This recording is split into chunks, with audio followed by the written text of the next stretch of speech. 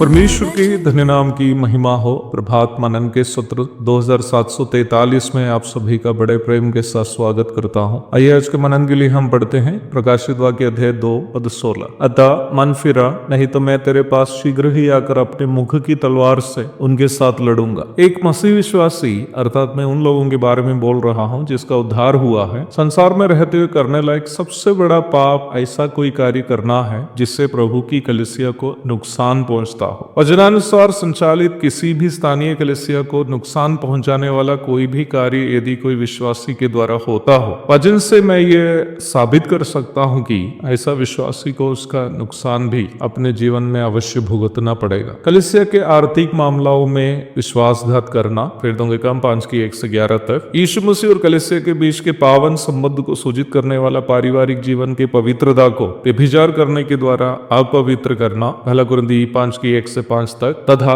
झूठी शिक्षा सिखाने के द्वारा कलीसिया को प्रदूषित करना, 1 तीमुथियुस 1:20 आयत इत्यादि वचन में सूचित किए गए कुछ गंभीर पाप है जो यदि विश्वासियों से होते हो तो उसका बुरा परिणाम उन्हें अवश्य भुगतना पड़ेगा। जहां तक मेरी समझ है, 1 यूहन्ना 5:16 में बताया गया वो पाप जिसका परिणाम शारीरिक मृत्यु है, वो भी कलीसिया के विरोध में किया जाने वाला पाप ही है। मैं इस प्रकार दावा करने के पीछे 3 महत्वपूर्ण कारण है। पहला कारण है सभी पत्रियां प्राथमिक रूप में विश्वासियों के लिए लिखी गई है, अर्थात यूहन्ना की पहली पत्री भी विश्वासियों के लिए ही लिखी गई है। दूसरा कारण है विश्वासियों की आत्मिक मृत्यु होगी नहीं। इसका मतलब 1 यूहन्ना 5:16 में बताई गई मृत्यु आत्मिक मृत्यु को नहीं बल्कि शारीरिक मृत्यु को सूचित करती है। तीसरा कारण, हननिया और सफीरा शारीरिक रूप में मर गए। 1 कुरिन्थी 5वां अध्याय में सूचित किया गया वो विश्वासी को जो व्यभिचार में जी रहा था, शरीर की मृत्यु के लिए शैतान को सौंपने की बात प्रेरित पौलुस कहता है। और लगभग समान बात इफिसुस के झूठे शिक्षकगण ह्यूमेनियुस और सिकंदर के संबंध में भी प्रेरित पौलुस कहते हुए हम 1 तीमुथियुस 1:20 में पढ़ते हैं। जब हम प्रारंभ में पढ़ी गई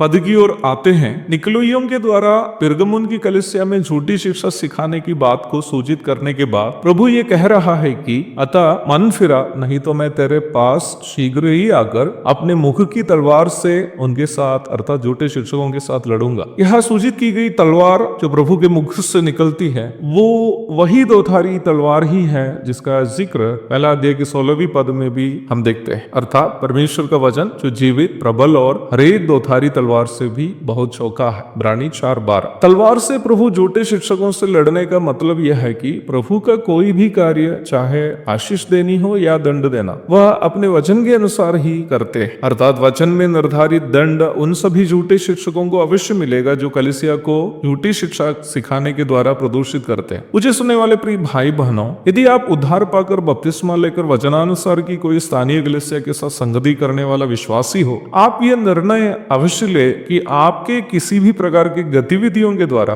आपकी कलीसिया को कोई नुकसान कभी नहीं पहुंचे। अवश्य ये बात जाने कि यदि आपका किसी भी प्रकार के व्यवहार, वो चाहे कलीसिया के आर्थिक मामलों में गड़बड़ी कर हो या आपके पारिवारिक जीवन में पत्नी के साथ या पति के साथ विश्वासघात हो या झूठी शिक्षा सिखानी या उसका पालन हो, अवश्य ध्यान रखें कि आप प्रभु को ही अपना दुश्मन इसके द्वारा बना रहे। यदि प्रभु ही आपका दुश्मन बन जाए, कौन आपको उनके हाथ से बचा पाएंगे? इसलिए प्रभु ही आपसे कहता है कि प्रभु अपना मुंह की तलवार से आपके साथ व्यवहार करने के पूर्व पश्चाताप करके प्रभु के साथ और स्थानीय कलीसिया के साथ मेल मिलाप कीजिए ताकि प्रभु का दंड से आप अवश्य बच जाए। एक और शुभ दिन की धन्य कामनाओं के साथ आज का मनन में यहाँ समाप्त करता हूँ। प्रभु आप सबको आशीष दे। आमीन।